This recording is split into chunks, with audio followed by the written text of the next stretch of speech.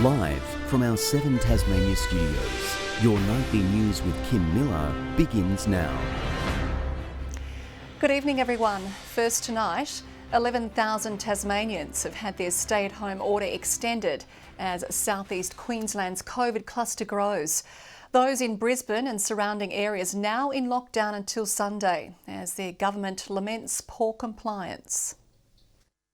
A COVID cloud continues to burden the Sunshine State, and for the estimated 11,000 Tasmanians who've been handed a stay-at-home order after visiting southeast Queensland, the forecast is also gloomy. Our high-risk Level 2 declaration and stay-at-home directions will remain in effect until at least 4 p.m. on Sunday, the 8th of August. Able to leave once they've been here for 14 days and returned a negative COVID test.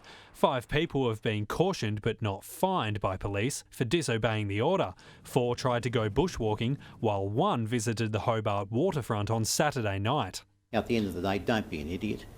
Do the right thing. The reason we're doing this is so that we can keep you safe, your family safe, and importantly our community safe.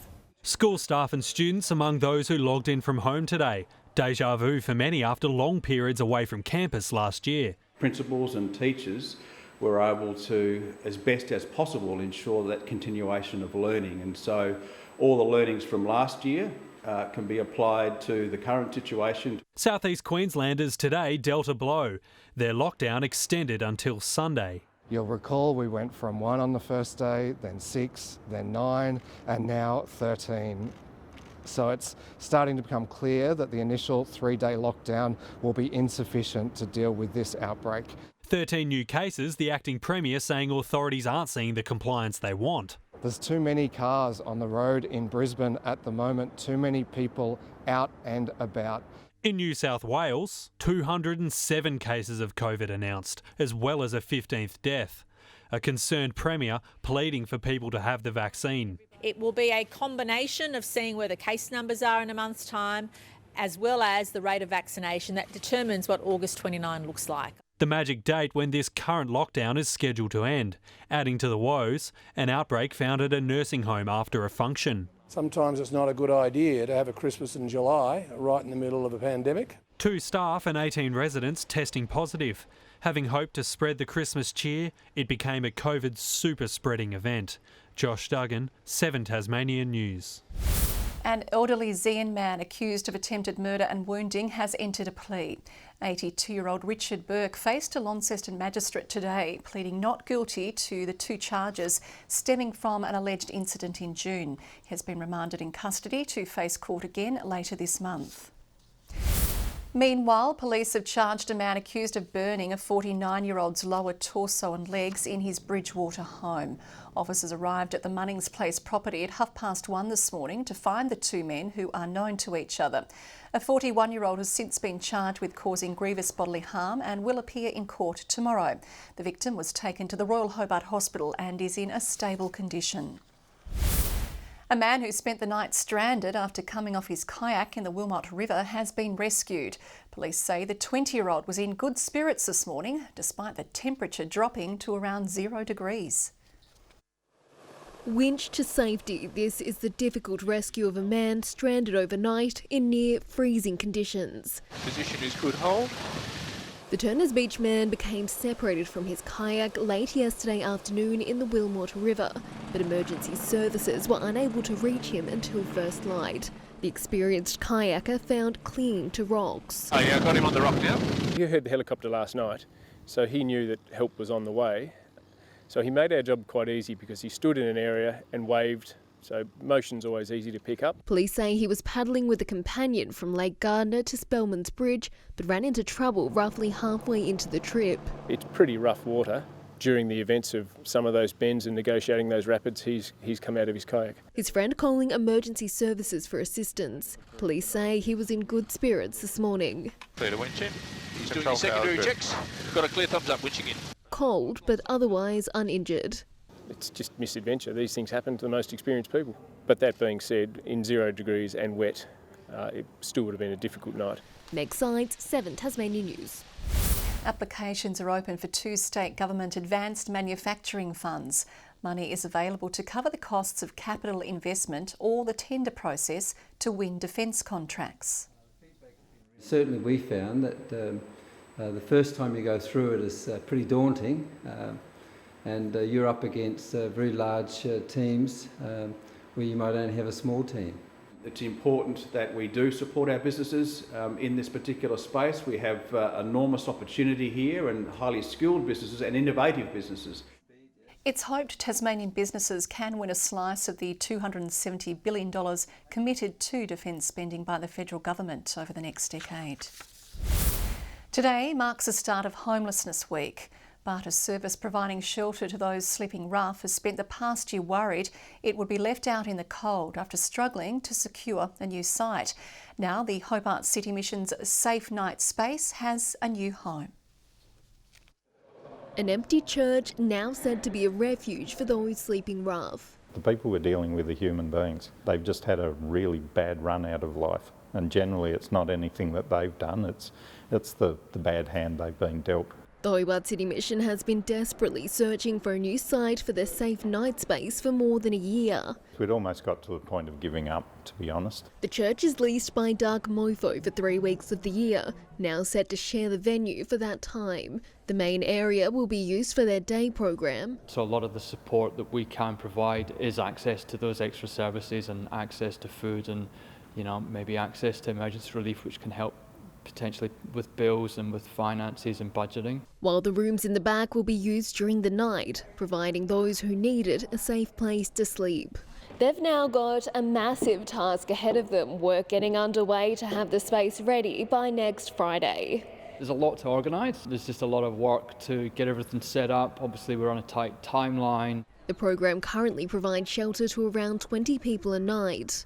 For some people, they'll tell you it's the difference between life and death. Now hoping to transform this church to make it look a little more like this. Next Sides, 7 Tasmania News. Well, a call on whether sport will go ahead on waterlogged grounds in Launceston this weekend is yet to be made. The local council says ovals will be inspected later in the week after leagues, including the NTFA, abandoned matches due to concerns over the playing surface. Affected football teams split the points from their games. Well, Tasmania has not one but 2 newly minted millionaires after last weekend's Tats Lotto draw. A Hobart man and a Launceston woman each collected $2 million with their Division 1 winning entries. Meanwhile, a Launceston retiree has come forward to claim his $834,000 prize from last week's draw. He's told lottery officials he plans to use the money to live like he's young again. Well, Tasmanian students are being encouraged to become a superhero for a day and raise funds for Guide Dogs Tasmania. The organisation's latest campaign will help more people in need have access to a new companion. They say not all heroes wear capes, but Guide Dog Murphy is proving otherwise. We're getting out in the community and asking community groups, primary schools, high schools, early learning and childcare centres to get involved and sponsor a Guide Dog Hero Day. 4-year-old Michaela is channeling her inner heroine as part of the organisation's latest campaign, with Tiny Tackers, one of 20 Tasmanian childcare centres and schools getting involved. Ladybug, because she's my favourite superhero. We thought it was a really good idea as the children love superheroes and they're learning that there's lots of superheroes in the community, so policemen, paramedics, firefighters, and now we're just adding one more. Guide dogs assist Tasmanians with a disability or visual impairment. Each dog costs $50,000 to train, and it's hoped this latest event will raise at least $10,000 through the month of September. The money raised will help more Tasmanians in need receive a companion like Murphy to help make their lives a little easier. It will allow them to have freedom, independence and companionship. Something Murphy knows all too well. To get involved, visit the Guide Dogs Tasmania website. Ainsley Kosh, 7 Tasmania News. And that brings us to the Cripps TSL Player of the Year votes after 18 rounds. Jake Hines has taken the lead in the race after claiming full points against the D's. Brad Cox-Goodger isn't far behind though, 3 votes in the Battle of the Bombers. And Will Campbell is best on ground for the Tigers against Glenorchy. So we have Hines out in front on 20 votes, Jay Blackberry on 19, Jay Foon on 18 and Cox-Goodger on 14 votes. Olympia's new skipper says the weekend's upset win over South Hobart was among his most cherished. The Warriors had their first win in 7 games, a 3-1 result away from home. An NPL heavyweight in recent years, the club is now rebuilding and sits only above Riverside on the table, with Matt Bomford leading the young side this season. I think we're mathematically out of the race, so we want to try and make it as difficult for every other team to be there as well. Olympia plays Kingborough in the next round. Tasmanian Matthew Wade has been chosen to lead the Australian T20 side for the 5-game series against Bangladesh. Wade will stand in for the injured Aaron Finch in what could be Australia's final T20 matches before the World Cup. It follows George Bailey's elevation to chief selector for the national side. Good evening. Smithton, Strawn, Friendly Beaches, the Bass Strait Islands and Hobart all on our state's high of 15 today. Launceston just 12, Burnie 14 and Devonport 13 degrees. Lyawini dropped to -4 overnight as temperature slipped well below average. Grove 14, Low Head, St Helens 13, Bushy Park 12. Lyawini had a 10-degree turnaround though to scramble to 6 degrees. Low-level cloud over northern and western areas with thinner high-level cloud elsewhere. Mount Reid the top rainfall reading between 9 and 3 with 10 millimetres. A frontal cloud band extends from over the Bight through South Australia to our south. A low is west of this, producing the swirl of cloud there, and a trough brought cloud to southern Queensland. Tomorrow the low moves to be just to our southwest. Associated troughs lie over Victoria and the east coast. Winds northwest and northeasterly 15 to 25 knots, reaching 30 knots early over the west. Winds turning southwest to southerly later in the day with swells to 4 metres in western waters. Gale warning for waters between Sandy Cape and Stanley. Strong wind warning from Low Rocky Point to St Helens Point and from Wineglass Bay to South East Cape. Minor flood warning for the Macquarie, Meander, Derwent, North Esk and South Esk rivers. 13 for Tuesday in Hobart, late shower moving through, same for Adventure Bay, 10 the high for Tarraleah. Launceston expecting a top of 12 with a shower or 2, showers for Devonport 12 degrees and 12 for Bridport as well. Burnie showers easing later, 11 the high, 13 the top for Strawn, Marrawar showers and a bit of wind blowing in, 12 degrees. 13 for St Helens with a shower or 2, showers also developing over Swansea, Whitemark 13 degrees. On Wednesday a few showers but little over the north of the state, contracting to the west, central and south later. Fine on Thursday apart from a shower for the west, and on Friday similar weather with a shower over the west and King Island. A shower or 2 in Perth tomorrow, a cold showery day in Adelaide and Melbourne, even colder in Canberra tomorrow, an early shower for Sydney and a late shower for Brisbane. Hobart partly cloudy and 10, Launceston mostly clear, 9 degrees, mostly clear and 10 in Devonport. Kim, there the current conditions. Thank you very much, Murph. And that is all your news for now, but stay with us. Enjoy our continuing Olympics coverage here on 7 Tasmania. For now, good night.